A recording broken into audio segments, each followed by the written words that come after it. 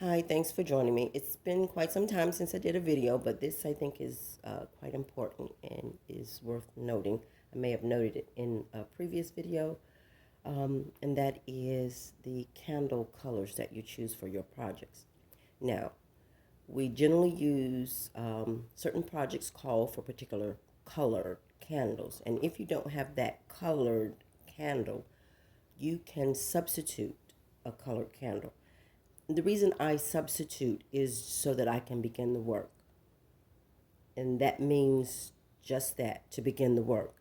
It's important that you go ahead and get the colored candle that is called for the recipe as soon as possible so that you can continue the work. And I'll show you what I mean.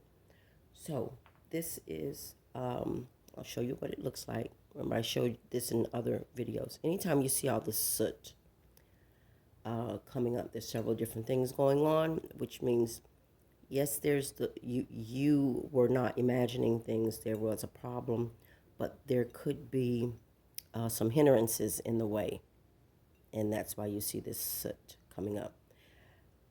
You have to make sure, of course, you're not using too much oil in your candle. If you add too much oil to the candle, it will prematurely soot up and give you a false reading. So this was the first candle. I did some clearing. I needed to do more clearing, and I needed to get rid of some things so that I don't have to keep repeating the clearing process. You want to do a general clearing on a regular basis anyway, but not unnecessarily and constantly.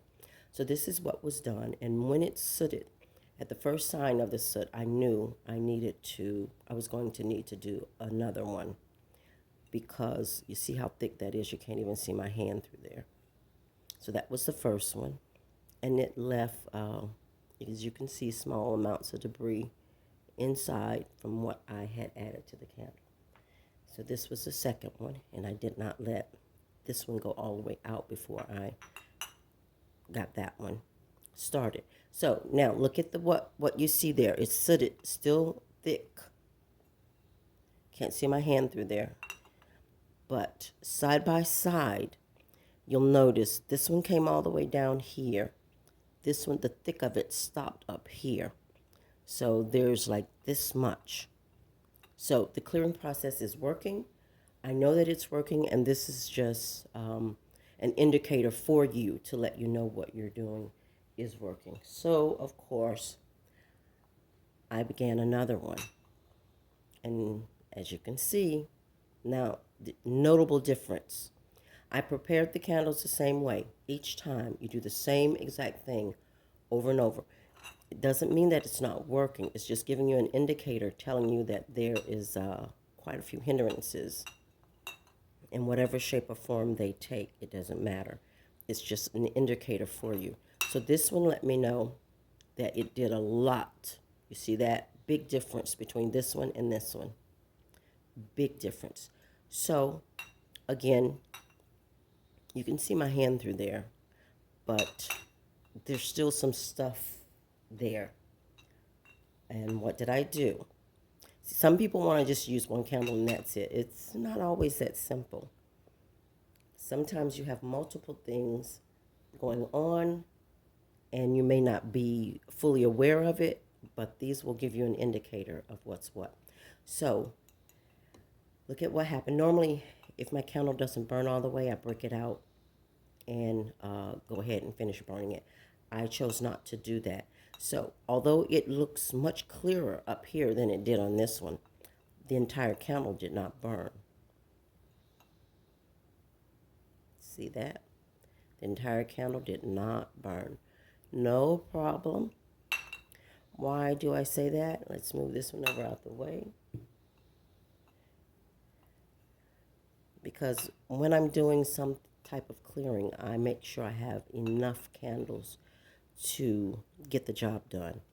And so, now look at that. Between here and there, you see the soot up here? You don't see, it's barely any soot up there. And it's moving from a dark to a white. And the white soot means that you are getting assistance from ethereal beings. Could be angels, Could be elves or fairies. Whoever your helpers are, they're coming in to assist. They're assisting all the time, but when you see the white soot, that's your indicator telling you things have turned. And do you see how much is left at the bottom? That wax, that candle went right on. So there's a very few things left up here at the top. See that? So let's move these on out the way. And when this happened, I was satisfied. I did not light another red candle because, of course, these red ones are my return to sender. So I felt that enough had been done for the clearing process and returning process. So what I did was I grabbed a black candle. Black candles are good for stubborn issues. And you see that slight soot right there on the back side, but not on the front side. So there's still some stuff going on. I stopped right there for the return to sender part. And for this part, I chose to address it slightly differently. But this was one black candle. And as you can see, there's very little wax left at the bottom. This thing really burnt. So there is the yin yang thing going on, which is I was okay with that as far as the candle was going.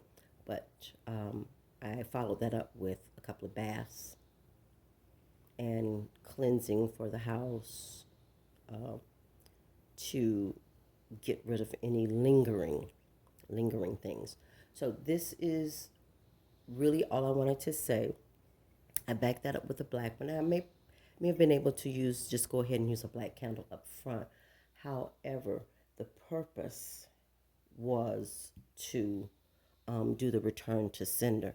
And this was the last return to sender candle that I did, and it was clean enough for me to move on to something else. So I wanted to seal the deal with this, and I did the black candle. So again, it's okay to use a substitute candle. However, follow it up with the colored candle that the recipe calls for. It would be in your best interest.